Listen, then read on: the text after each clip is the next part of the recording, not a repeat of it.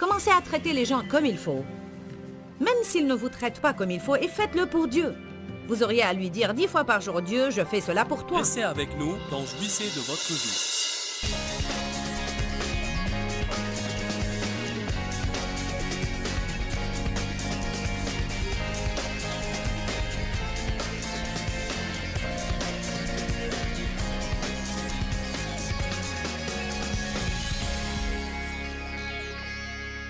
Quel que soit le mode de vie que vous choisissez, vous allez en subir toutes les conséquences. La Bible nous dit par exemple dans Proverbe 24 quelles sont les conséquences que l'homme indolent subira dans sa vie. Ouvrons nos Bibles au Proverbe 24. Proverbe 24, verset 30.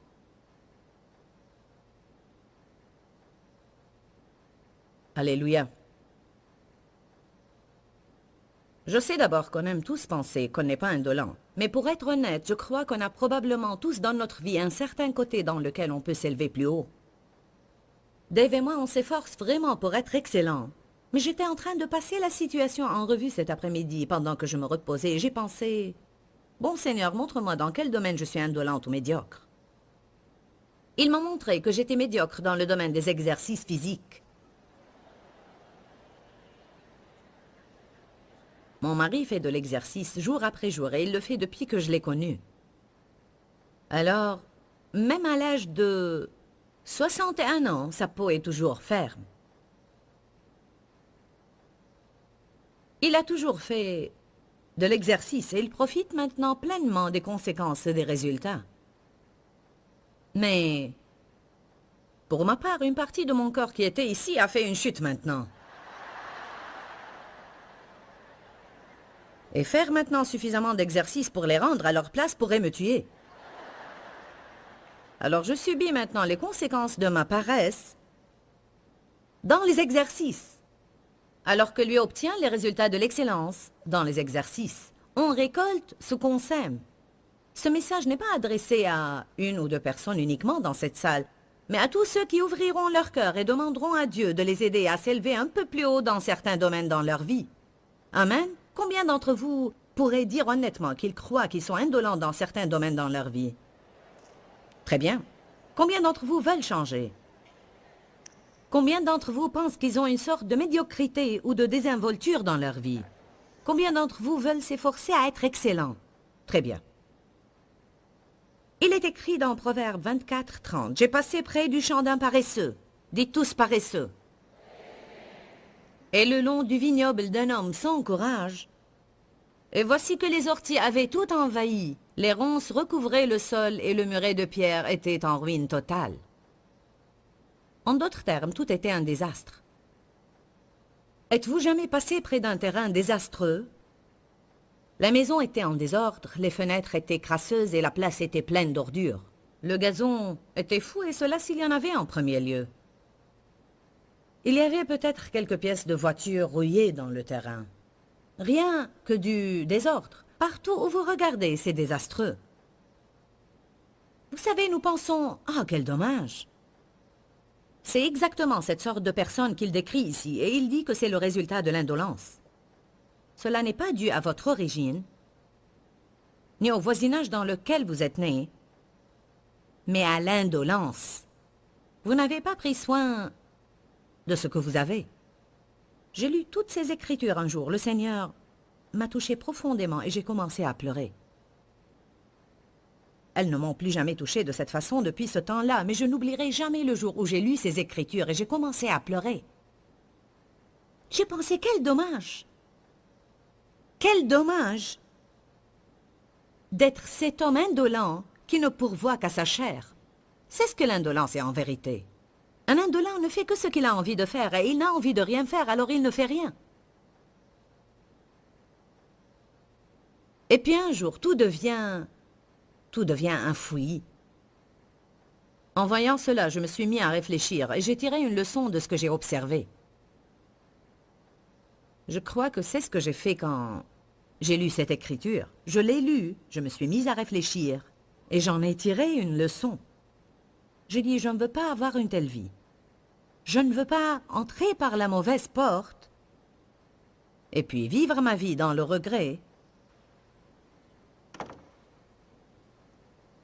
me sentant toute ma vie insatisfaite de ce que j'ai fait, pleine d'amertume, de ressentiment et de jalousie envers les autres autour de moi, alors que j'aurais pu avoir ce qu'ils ont si j'avais fait ce qu'ils ont fait.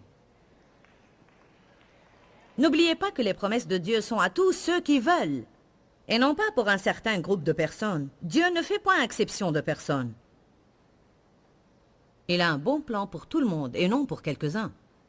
Verset 33, tu dors un peu, tu t'assoupis un petit moment, tu restes étendu en te croisant les bras. Pendant ce temps, la pauvreté arrive sur toi comme un rôdeur. La misère te surprend comme un pillard. Il parle ici de ceux qui ont des attitudes d'indolence dans leur vie, qui ne font pas attention et qui ne prennent pas soin des choses. Ils veulent toujours que tout soit facile, essayent de trouver un fauteuil dans lequel s'affaisser, ne veulent rien faire de difficile et ne veulent même pas faire l'effort d'essayer. Tout dans leur vie va être en ruine et en loques. Si vous êtes là aujourd'hui et votre maison est en désordre, votre voiture est délabrée,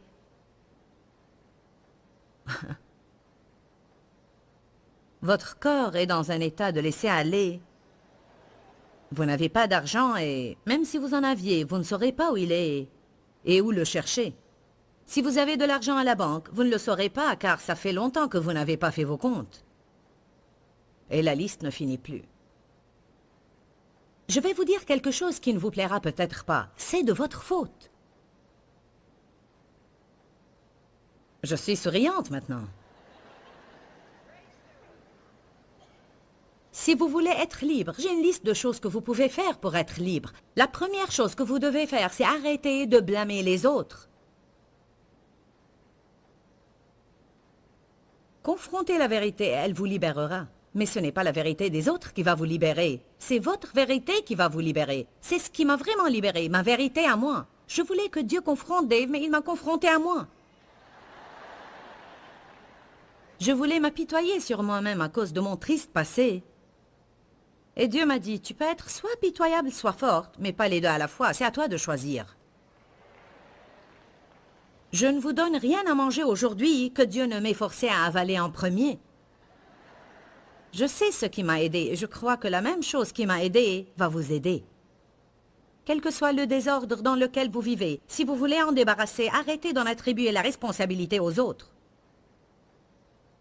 Je ne dis pas que personne n'a contribué à votre problème. Peut-être certains l'ont fait, mais les haïr ne vous aidera pas. Les blâmer ne vous aidera pas à être rétabli. Vous apitoyer sur vous-même ne vous aidera pas à être rétabli. Tout cela est de l'énergie perdue. Faites quelque chose qui produira de bons résultats. Amen. Levez-vous. Secouez-vous vite. Et dites, je vais finir dans une très bonne situation. Je suis là maintenant. Peut-être ma maison est sale, mais je vais la nettoyer. Peut-être j'ai permis que mon corps soit dans une condition lamentable parce que je ne fais pas d'exercice physique. Je mange du n'importe quoi, je me sens mal dans ma peau. Et je n'aime pas mon apparence, mais je vais changer.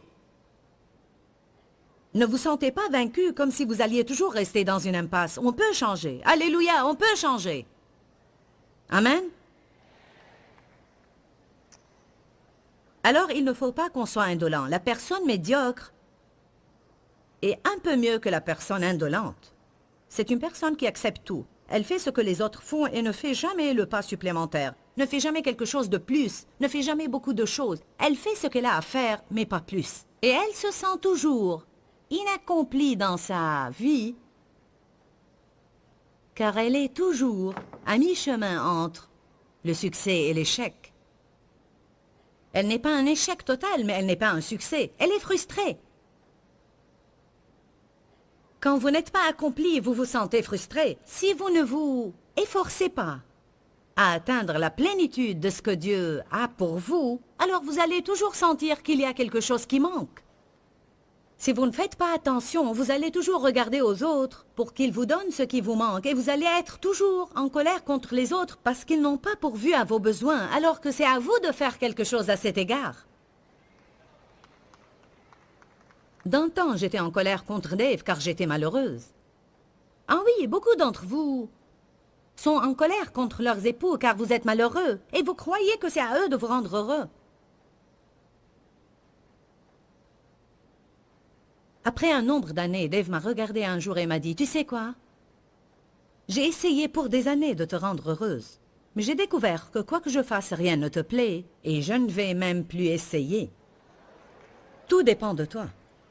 Je croyais que si je pouvais travailler, je serais heureuse. Si je n'avais pas à travailler, je serais heureuse. Si j'avais une plus grande maison, je serais heureuse. Puis j'avais à nettoyer cette grande maison alors. Qui sait de quoi je parle? Tout d'abord, notre joie vient de notre fort intérieur. La joie de l'Éternel est en nous. Ça ne dépend pas des circonstances, mais de notre décision et de notre attitude. On devient très troublé et très déçu et dérangé aussi à cause de nos mauvaises attitudes. Si vous avez une mauvaise attitude, débarrassez-vous-en. Si quelqu'un vous a offensé, ne vous apitoyez plus sur votre sort. Surmontez cela.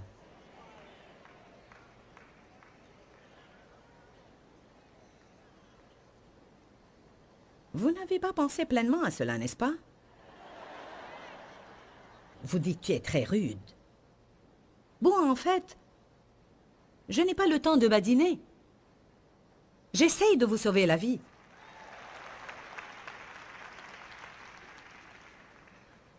Je sens que je suis votre maman à vous tous. Je ne sais pas si ça vous plaît ou non, mais c'est ce que je sens. J'avais à sortir pour peu de temps durant l'adoration car ma jupe était devant derrière.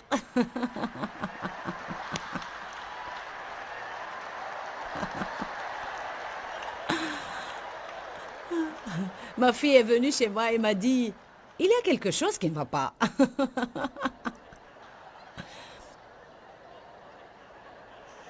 Je lui ai dit en sortant « Je n'aime pas sortir.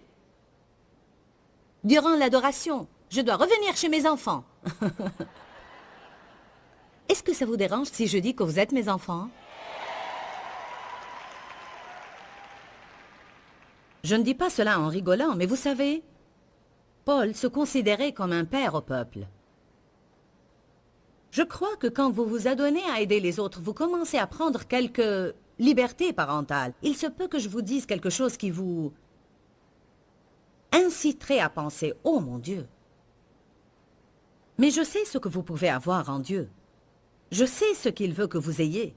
J'ai été là où plusieurs d'entre vous sont maintenant et je ne veux pas que vous y restiez. Et je sais que vous n'avez pas à rester là où vous êtes. Je sais que plusieurs ici ont déjà réussi à me surpasser de loin spirituellement. Je n'accuse personne ici d'être indolent et médiocre. Mais la plupart des gens aujourd'hui sont médiocres. Et ça nous inquiète beaucoup, Dave et moi. On est très inquiets de tout ce qui se passe dans notre pays. Pas seulement ici, mais à travers le monde aussi. On veut voir une force de caractère. On veut voir un travail de qualité. On veut voir de l'honnêteté et de la véracité. On veut voir les gens partout accomplir leurs devoirs. Qu'est devenu le devoir? Pourquoi, à votre avis, les gens ne font plus les choses simplement parce que c'est leur devoir de les faire? Que sont devenus les principes? Qu'est devenue l'intégrité? Qu'est devenu l'honneur? J'aime regarder des films parlant des jours où l'honneur était tout pour les personnes. Je veux dire, l'homme mourrait pour son honneur. Sa parole équivalait à son honneur. S'il donnait une parole, il tenait à sa parole. La Bible dit, tenez à vos paroles, même si cela va vous coûter. Ils tenaient à leurs paroles, quel que soit le prix. Où en sont les gens concernant tenir leurs paroles aujourd'hui?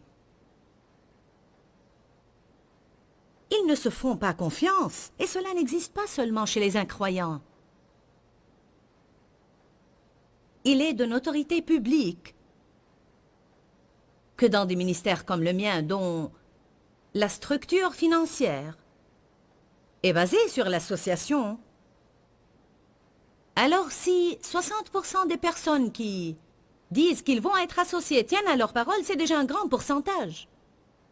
Mais vous savez quoi? Je crois que c'est affreux. Car je crois que 100% des chrétiens ont à faire 100% de ce qu'ils disent qu'ils vont faire. Je ne dis pas cela pour vous condamner. Il se peut que vous ayez dit que vous alliez être associé dans un ministère et vous avez eu un problème financier et vous n'avez pas pu le faire, mais vous auriez pu au moins écrire une lettre ou passer un coup de fil, par exemple. N'ignorez pas votre engagement. Amen. Et quand vous aurez l'opportunité d'arranger les choses, faites-le. Il faut qu'on fasse attention en prenant des engagements parce que Dieu prend ce sujet au sérieux. Il ne faut pas que vous preniez émotionnellement des engagements auxquels vous n'allez pas tenir quand vous n'êtes plus stimulé.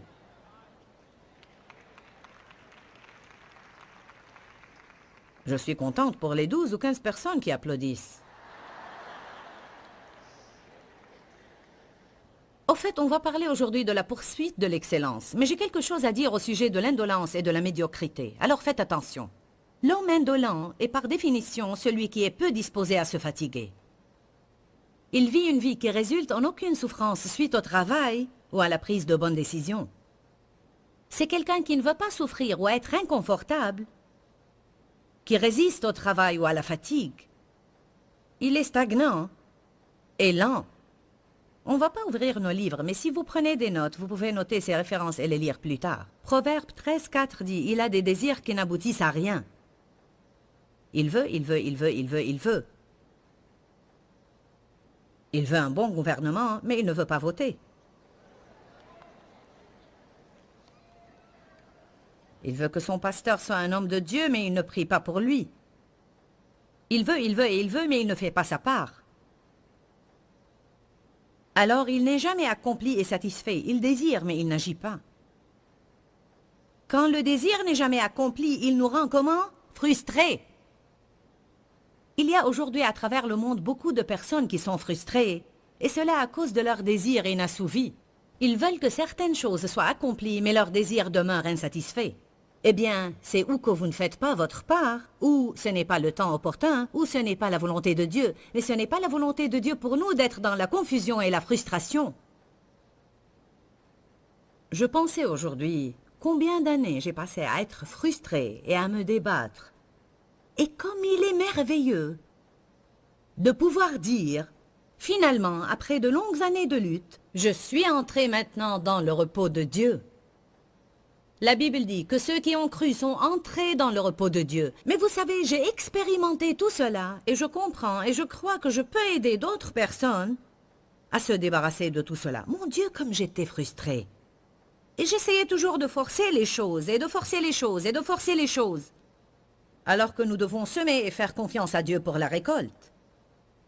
Votre grain n'est pas toujours quelque chose de financier, c'est souvent une action que vous faites juste pour obéir à Dieu.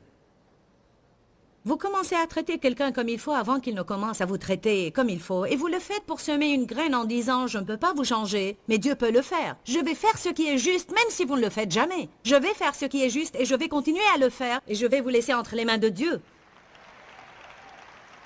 Allez maintenant, je viens de dire quelque chose de très important qui pourrait vous libérer d'une grande frustration. Ce n'est pas à vous de changer les gens, et vous ne pouvez même pas le faire. Seul Dieu peut changer les gens. J'ai essayé de changer Dave, j'ai essayé de le changer et de le changer. Et il peut témoigner de cela. Vous savez quoi? Certaines choses qui m'ont tellement frustré pendant des années, il les fait toujours. Elles ne me dérangent plus, car Dieu m'a changé. Nous voulons toujours que les autres changent, mais le point c'est que si vous changez, ce qu'ils font ne vous dérangera plus. Alors tout ce que je veux, c'est être contente. Peu m'importe comment je vais l'avoir, Seigneur, je veux avoir la paix. Si je dois changer pour l'avoir, alors je vais changer pour l'avoir, mais je veux la paix. Je vais répéter ce que j'ai dit, parce que ça vaut la peine de l'entendre encore une fois. Vous choisissez de faire ce qui est juste. Vous choisissez de traiter quelqu'un comme il faut, même s'il ne vous traite pas comme il faut. Et vous le faites car vous vivez devant Dieu, comme dit Colossiens chapitre 3, versets 24 et 25. Nous vivons devant Dieu, notre récompense vient de Dieu. Ce que tu fais dans le secret, Dieu te le rendra ouvertement. Matthieu 6 dit cela. Comme il faut. même s'il ne vous traite pas comme il faut, et faites-le pour Dieu. Vous auriez à lui dire 10 fois par jour, Dieu, je fais cela pour toi. Seigneur, cela est difficile, mais je le fais pour toi, car il est conforme à ta parole. Je sème mes graines, je sais que je ne peux pas les changer, Seigneur, mais je crois vraiment que tu peux le faire. Mais vous savez quoi? Pas de récolte sans semaille. À chaque fois que vous avez une récolte quelconque dans votre vie, c'est que vous aviez semé des graines quelque part. La prière est une graine que vous semez. Traiter les autres bien est une graine que vous semez. J'espère que vous avez joui de l'enseignement sur la poursuite de l'excellence. Et je vais insister sur le mot poursuite, parce qu'en réalité, je crois que pour être excellent, vraiment, il faut qu'on poursuive l'excellence. Il faut qu'on ait soif de l'excellence et qu'on la poursuive. Pourquoi cela? Parce que de nature, notre chair, en tant qu'être humain, tend toujours à être médiocre et on tend à se contenter de ce qui est facile pour nous. Nous servons un Dieu excellent et je crois qu'il a mis un esprit d'excellence en nous. En fait, la Bible montre clairement que quand les gens s'efforcent à atteindre de plus hauts niveaux d'excellence, des bénédictions plus abondantes les poursuivront. Pour cela, je vous encourage vraiment à faire du mieux que vous puissiez faire. La Bible nous dit de faire le 1000 supplémentaire dans tout ce que nous faisons et de faire tout ce qu'on fait comme au Seigneur. Pourquoi, Seigneur, pourquoi? Dans ce livret, Joyce Meyer nous enseigne à travers la parole comment être délivré de la confusion. Pour obtenir ce livret gratuitement, écrivez-nous à Joyce Meyer, boîte postale 40095-6300, Larnaca, Chypre. Ou bien visitez notre site web www.joycemeyer.org/fr.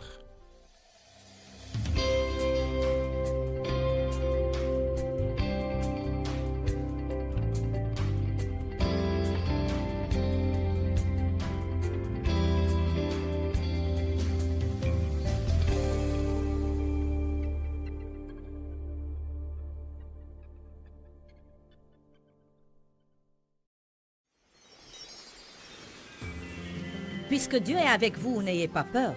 Quoi que Dieu vous dise de faire, il vous aidera à le faire. Nous sommes un peuple appelé à être excellent. Restez avec nous dans Jouissez de votre vie.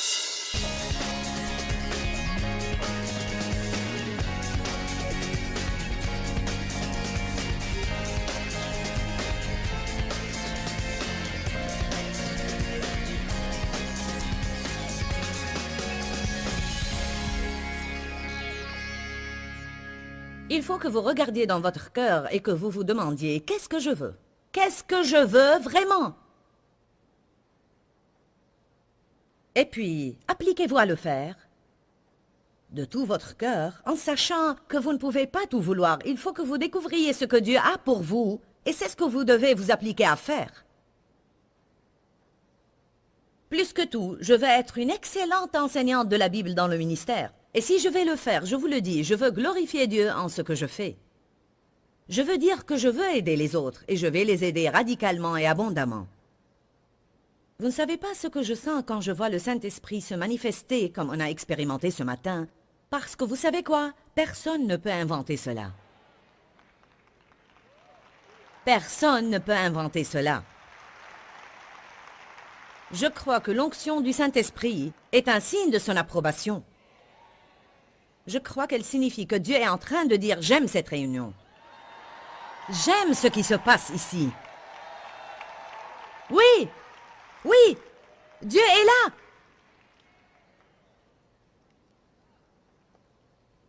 Mais je crois que ce qui se passe dans ces réunions est en relation directe avec notre mode de vie personnel. Il est ridicule que j'essaye de dire que ma vie privée n'affecte pas mon ministère public. Je suis désolée, mais c'est vraiment stupide. Romains 8. Tout ce qu'on fait en privé affecte ce qu'on fait publiquement.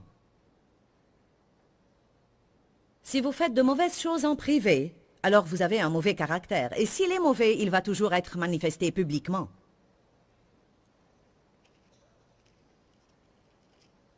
Dieu seul connaît toutes les choses qui vont changer dans votre cœur, mais le Saint-Esprit convainc les gens au sujet de certains domaines dans lesquels ils ont à s'élever plus haut. Et c'est une bonne chose. Je remercie le Seigneur que nous n'avons pas à être condamnés, mais c'est bien d'être convaincus. La Bible dit qu'il ne convainc les gens concernant leurs fautes que parce qu'il les aime. Qui sent qu'il est très aimé ce week-end?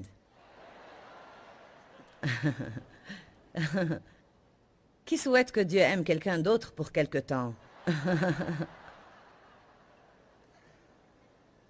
Une des choses que vous devez faire si vous voulez surmonter l'indolence et la médiocrité et vous efforcer à être excellent, c'est arrêter de pourvoir à votre chair. Parce que votre chair vous demande beaucoup de choses et ma chair me demande beaucoup de choses. Quand tu n'as plus faim, ta chair dit « mange encore ». J'essaie vraiment d'arrêter de manger quand je n'ai plus faim. J'arrête quand j'ai le ventre plein, et non pas bourré, mais confortablement plein. Car je déteste le sentiment d'être bourré, je le déteste. Je suis la seule qui peut y faire quelque chose, je ne dois pas beaucoup manger. On a déjeuné aujourd'hui, et j'ai commandé un peu de quesadillas avec une salade. J'ai mangé la moitié de la salade, puis ils ont tardé à chercher les quesadillas. Alors j'avais déjà le ventre presque plein, mais je voulais en avoir une. Alors j'en ai mangé une, et elle était délicieuse. Avec de la crème aigre enrobée de fromage. Elle était délicieuse. Il restait 3 pièces dans l'assiette, et j'ai pensé, oh, j'en veux encore une. Et je vous dis, je priais beaucoup, Seigneur, ne me soumets pas à la tentation. Ne me soumets pas à la tentation. C'est une bonne prière à faire parce que vous allez être tentés. Mais bien que j'étais repu et que j'avais le ventre plein, ma chair dit, donne-moi encore plus, encore. Vous ne pouvez pas satisfaire la chair. N'importe combien vous avez d'argent, n'importe combien vous avez de vêtements, elle va en vouloir plus. Quelle que soit la maison dans laquelle vous vivez, elle va vouloir plus. Quoi que vous mangiez, elle va en vouloir plus, encore.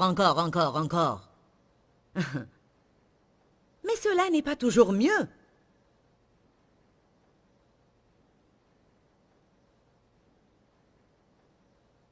Romains 8:8. Ceux qui vivent selon la chair, la Bible amplifiée dit, qui pourvoient aux appétits et aux envies de leur nature charnelle. J'aime cette traduction parce que je sais ce qui se passe quand vous pourvoyez à vos envies charnelles. On aime tous être servis. Parfois, dans un banquet où le service est disponible, on s'amuse à dire « Je voudrais ceci, je voudrais cela, je voudrais de l'eau, je voudrais du thé, je voudrais de la moutarde ici. » Et les serveurs se hâtent pour vous chercher tout. Mais vous savez quoi? Vous allez payer l'addition. Quand vous pourvoyez aux envies de votre chair pourrait aimer ceci pour une saison, mais vous allez payer l'addition. Tôt ou tard, le jour de paix viendra. Verset 9. Vous ne vivez pas selon la chair, mais vous vivez selon l'esprit si...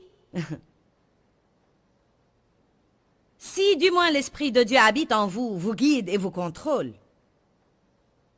Permettez-moi de vous dire quelque chose. Le fait que vous parlez des langues ne veut pas dire nécessairement que vous allez toujours être plein du Saint-Esprit.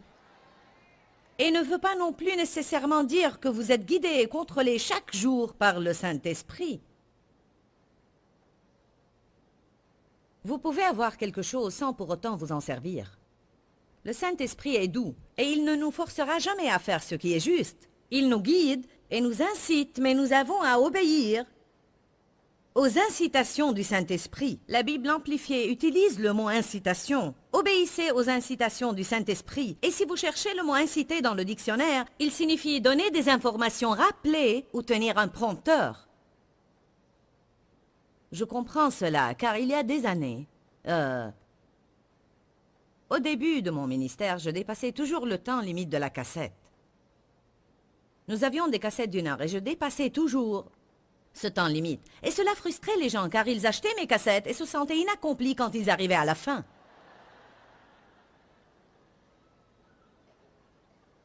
Alors j'avais à m'adapter, à me discipliner et à m'arrêter quand cela était nécessaire. Alors on me tenait un prompteur derrière dans la cabine du son. 15 minutes, 10 minutes, 5 minutes, 4, 3, 2... Bien, on me donnait des informations. On essayait de me rappeler, on me tenait un prompteur, mais j'avais quand même à prendre une décision.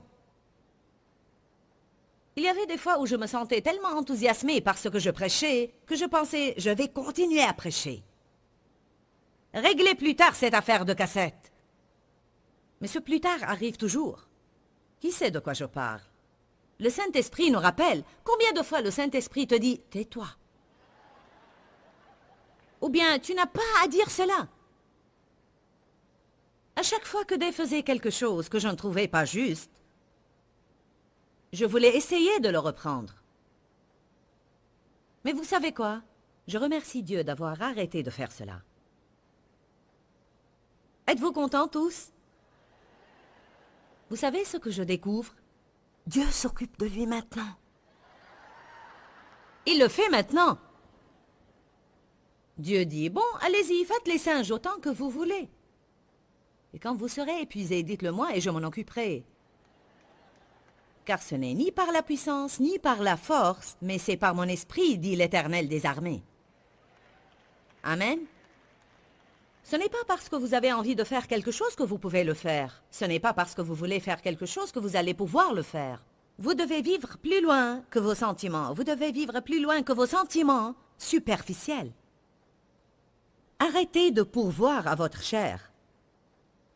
Sachez que quand vous commencez à faire ce qui est juste, vous n'allez pas voir des résultats et des changements immédiats. Vous devez bien comprendre cela. Si vous parlez à Dieu ce week-end de certains domaines dans votre vie et vous lui dites « Bon Seigneur, je veux que cela change. J'en prends la responsabilité. Je ne faisais pas ce qui est juste. Je vais commencer à faire ce qui est juste.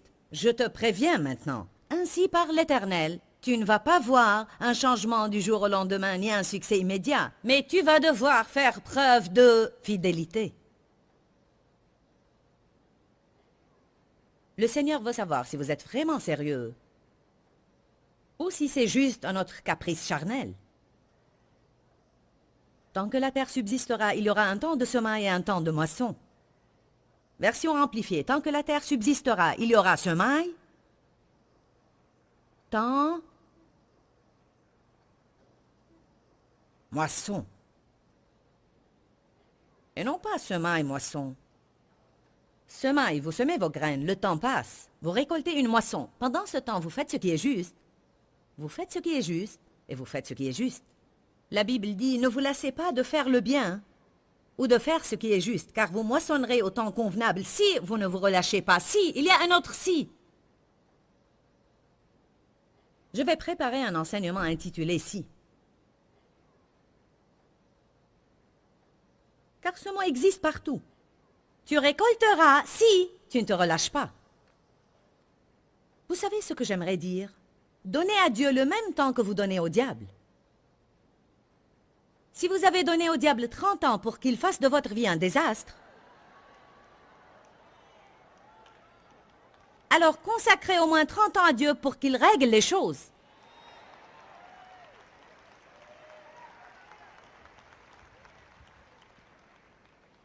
Ça ne prendra pas tout ce temps. Vous allez faire du progrès, petit à petit. Mais c'est un trajet à faire. Quand vous vous attachez à Dieu, vous commencez un trajet. La Bible dit dans Hébreux 12 que Jésus, en vue de la joie qui lui était réservée, a souffert la croix. J'aime ce qui est écrit de David dans 1 Samuel 17. Il est écrit que David a couru vers le lieu du combat pour combattre Goliath. Il y a peut-être certaines choses qui vous confrontent et vous pensez « J'étais convaincu de ceci et convaincu de cela, j'ai besoin de faire ceci, j'ai besoin de faire cela. » Il se peut que vous vous sentiez envahi de problèmes. Ne prenez pas la fuite. Courez rapidement au lieu du combat et croyez que vous pouvez vous aussi tuer Goliath. Puisque Dieu est avec vous, n'ayez pas peur. Quoi que Dieu vous dise de faire, il vous aidera à le faire. Nous sommes un peuple appelé à être excellent. Nous ne sommes pas appelés à être indolents ni à être médiocres. Nous sommes appelés à être excellents. Allez à 2 Pierre, chapitre 1. Appelé à être excellent. C'est un appel pour ma vie. C'est un appel pour votre vie. C'est la volonté de Dieu que nous soyons excellents. Que veut dire être excellent? Ça veut dire faire le pas supplémentaire, faire extrêmement au-delà de ce que vous devez faire.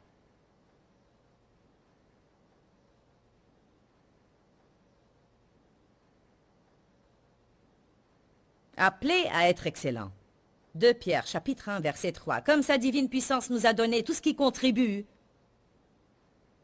à la vie et à la piété, au moyen de la pleine connaissance personnelle de celui qui nous a appelés par sa propre gloire et par son excellence. D'autres traductions pourraient dire vertu. Nous sommes appelés à la gloire. On parle beaucoup du mot gloire à l'église. On chante aussi des chants sur la gloire. On écrit des hymnes sur la gloire. On dit la gloire de Dieu est là. Le mot gloire veut dire la manifestation ou la révélation claire où peuvent être perçues toutes les excellences et les vertus de notre Dieu. J'aime cela. Quand on dit la gloire de Dieu est là, cela veut dire que Dieu est là. Il fait quelque chose d'excellent. Il fait quelque chose au-delà de l'ordinaire. Dieu manifestait sa puissance parmi nous. Il manifestait sa gloire. Je vais vous dire quelque chose. Vaut mieux qu'on apprécie cela. Ce n'est pas une réunion d'église morte. Oh Seigneur, comme j'apprécie cela. Je l'apprécie. Nous sommes appelés à vivre dans cette gloire. Nous sommes appelés à sa gloire et nous sommes appelés à son excellence. Quand la Bible dit dans Ésaïe 60 que la gloire de Dieu s'est levée sur toi, que veut-il dire par là? Son excellence s'est levée sur toi. J'aime cela. Il est écrit qu'il nous a appelés à sa propre gloire et à son excellence. Pas notre excellence, mais son excellence. Allez à 1 Pierre, chapitre 2, verset 9. Alléluia. N'aimez-vous pas la parole de Dieu? Je suis contente d'être appelée à prêcher car cela m'incite à étudier tout le temps. C'est une écriture merveilleuse. Vous êtes une race élue, un sacerdoce royal, une nation sainte, un peuple racheté, un peuple acquis. Et comment pourrait-on dire nous sommes médiocres? Non, nous sommes élus. Nous sommes une royauté, nous sommes des rois et des sacrificateurs du Dieu très haut. Nous sommes le temple de Dieu. Le Père, le Fils et le Saint-Esprit vivent en nous. Ne savez-vous pas que vous êtes le temple du Saint-Esprit, un peuple acquis, afin que vous annonciez les vertus et manifestiez, mettez un trait sous manifestiez. Qu'est-ce que nous manifestons dans notre vie quotidienne? Afin que vous manifestiez les vertus et les perfections de celui qui vous a appelé des ténèbres à son admirable lumière. Une autre traduction dit « Afin que vous annonciez les excellences de celui qui vous a appelé des ténèbres. » Vous savez ce que cela veut dire?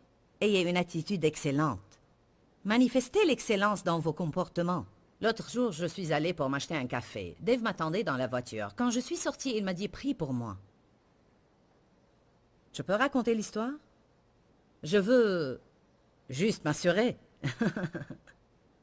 Il a dit « Prie pour moi concernant un certain sujet ». J'ai répondu « Quel sujet ?» Il a dit « J'attendais là pour garer ma voiture. » Et quand la voiture qui était garée là est sortie de la place, elle m'a bloqué le chemin et une autre voiture a garé. Qui a expérimenté cela? Dave n'a jamais manifesté une grande patience dans de telles situations. Et en général, il dit toujours ce qu'il pense. Il a dit « J'ai klaxonné et j'ai dit au type « J'attendais pour avoir cette place ». Il a dit « Je me sens vraiment mal. Je sais que j'ai offensé le Seigneur. Je ne veux plus faire ça. Et je veux que tu pries avec moi. » Bon, tout d'abord, c'était la première fois que je l'entendais dire une telle chose, et c'était une percée. Je lui faisais des remarques continuelles. Mais quand Dieu vous fait une remarque, celle-ci conduit à un changement. Amen. Et une seule parole de Dieu pourrait accomplir plus que des remarques continuelles venant de quelqu'un d'autre. Cela ne veut pas dire qu'on n'aura jamais à parler à quelqu'un de son comportement, mais on essaye de jouer à être le petit Saint-Esprit. Toujours. Il ne fallait pas faire ceci, ni agir de cette façon. Il ne fallait pas dire cela. La Bible dit... Amen. Personnellement, je crois parfois que si on reste parfaitement silencieux quand quelqu'un commet une erreur, Ce silence... Ce silence pourrait en dire plus que les mots. Amen. Mais souvent, Dieu essaie de parler, et parce qu'on ne reste pas silencieux... Allez maintenant, je vous clarifie les choses. Mais la chair a quelque chose à dire. En vérité, le Saint-Esprit essayait de montrer à Dave qu'il n'avait pas manifesté une attitude excellente envers cet homme. Quel bien ferait-il de mettre des autocollants sur votre voiture et puis tempêter contre les gens quand il y a un bouchon? Amen. Dieu me convainc de mes fautes tout le temps.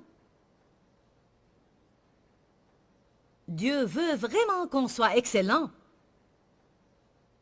Une personne excellente, si en faisant les courses faisait tomber un vêtement du cintre par terre, le ramasserait. Si vous étiez vraiment excellent, vous ramasseriez même les vêtements que vous n'avez pas fait tomber vous-même du cintre. Je n'ai pas aimé quand Dieu m'a incité à commencer à mettre les choses en ordre dans les magasins. Parce que je ne suis pas allée là-bas pour faire le ménage, je suis allée pour faire les courses. Dieu m'a dit une fois, si tu mets en ordre ce que les autres ont désordonné, un jour j'inciterai les autres à mettre en ordre ton désordre. J'ai maintenant chez moi une gouvernante à plein temps, et je n'ai pas à faire le ménage du tout. Mais ne soyez pas jaloux.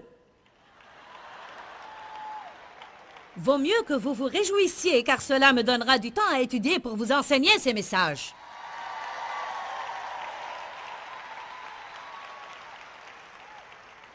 Quand Dieu a commencé à me parler de ce sujet, je ne vais pas faire cela, ce n'est pas moi qui l'ai mis en désordre. Si je n'avais pas écouté Dieu, je n'aurais pas eu cette aide aujourd'hui. Je me demande à combien de personnes Dieu essaye de dire ceci, mais elles n'écoutent pas. Si!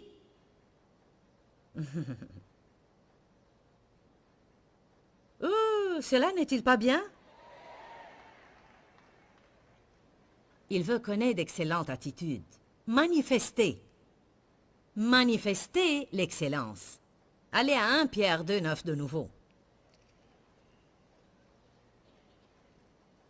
Je veux m'assurer que vous avez retenu cela.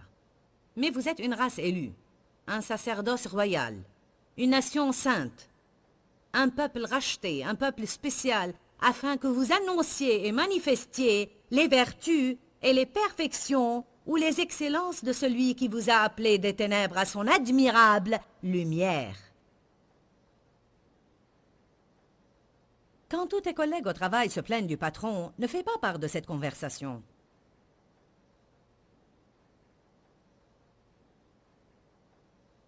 Quand quelqu'un vous raconte une mauvaise plaisanterie, ne riez pas. Si vous savez ce qu'il va faire, arrêtez-le avant qu'il ne le fasse. Si quelqu'un essayait de me raconter une nouvelle blague, et si je ne le connais pas, je lui demanderai « Est-ce que c'est une blague pure? Sinon, je ne veux pas l'entendre. » Allez au livre de Daniel. Il est impossible d'enseigner sur l'excellence sans aller au livre de Daniel. Du moins, c'est ce que je pense.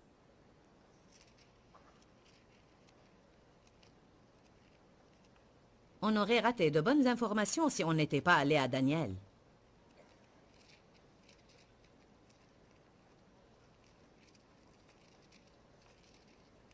Daniel est un des personnages dont on ne perd pas la trace dans les pages de la Bible. Comme Géasi qui avait l'amour de l'argent, qui a été atteint de la lèpre et qui a disparu. Daniel était un homme qui avait plusieurs choix à faire, plusieurs choix d'attitude, plusieurs façons d'agir ou de faire les choses. Il est écrit dans Daniel 1,8. Daniel résolut de ne pas se souiller par les mets du roi. Daniel était un jeune homme qui a été emmené à la cour du roi pour être formé au service du roi. C'était un homme pieux et ses amis étaient pieux aussi. Les personnes pieuses doivent avoir des amis pieux. car vos amis ont un grand effet sur vous. Les esprits sont transmissibles, et vous risquez beaucoup de devenir comme les personnes dans votre entourage. Alors vaut mieux être entouré de personnes bénéfiques. Et si vous avez à être entouré de personnes